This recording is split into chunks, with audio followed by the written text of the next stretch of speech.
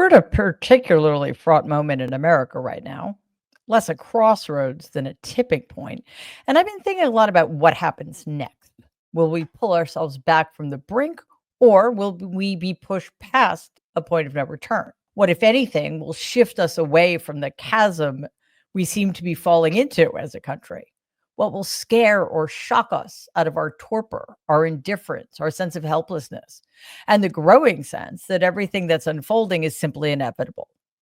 How many more people have to get hurt before there's a critical mass of Americans who hear the call to action and are willing to rise up before it's too late? Or does a cataclysmic event need to take place before we change course away from this path that may well be leading us towards a future we won't necessarily survive? Which brings me, of course, to Star Trek.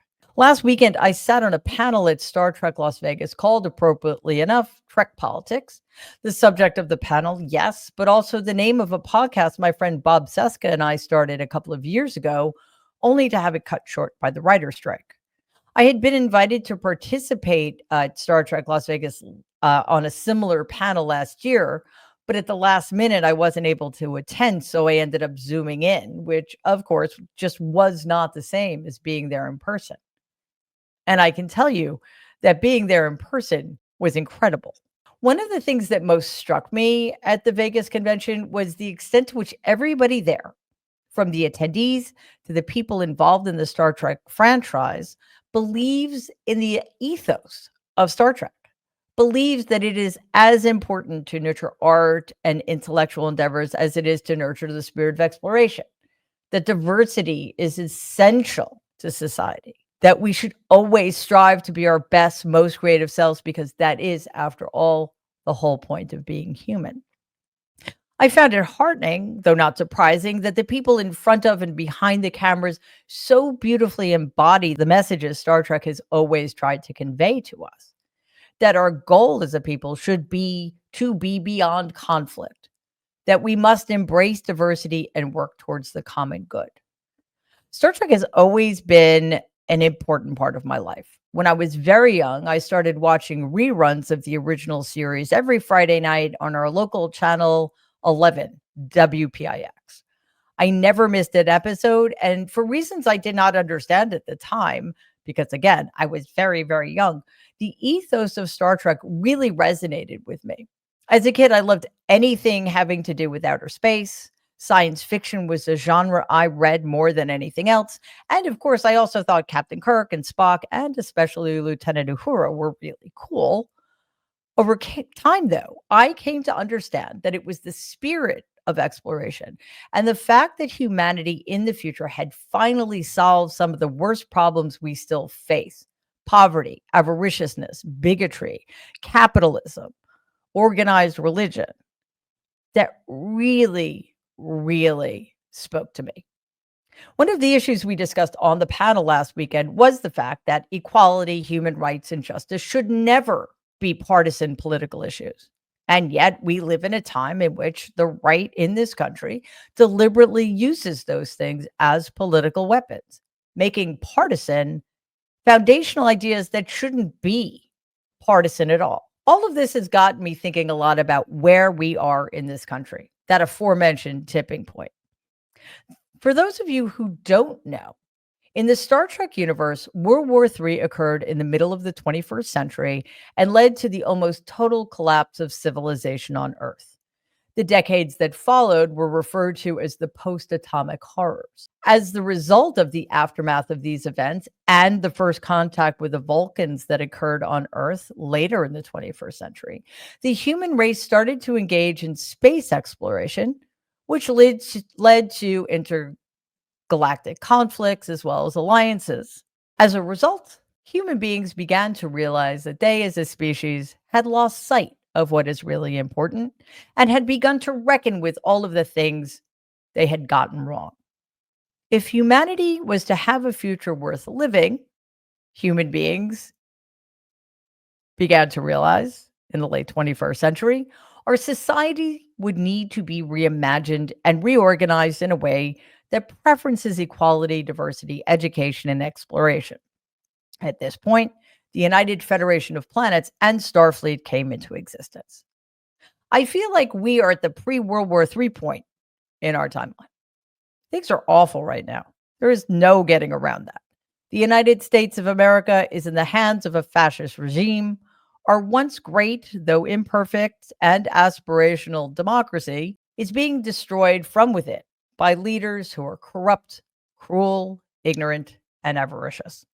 The Republican Party has no interest whatsoever in reining in an executive branch which is out of control and has as its main goal the destruction of our institutions and the destruction of the constitutional order.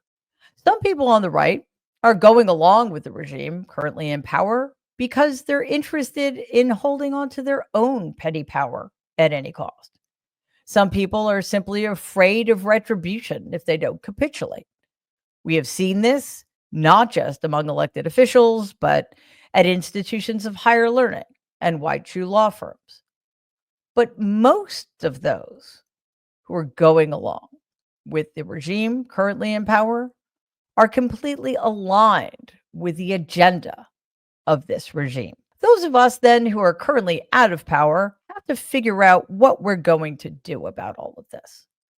Perhaps more importantly, though, we need to start preparing for that time in the future when we have an opportunity to make long-lasting changes to our society. In other words, we cannot just rebuild. We must completely reimagine. Just as the human race did in the decades leading up to the creation of the Federation, we need to ask ourselves a couple of critical, if basic, questions.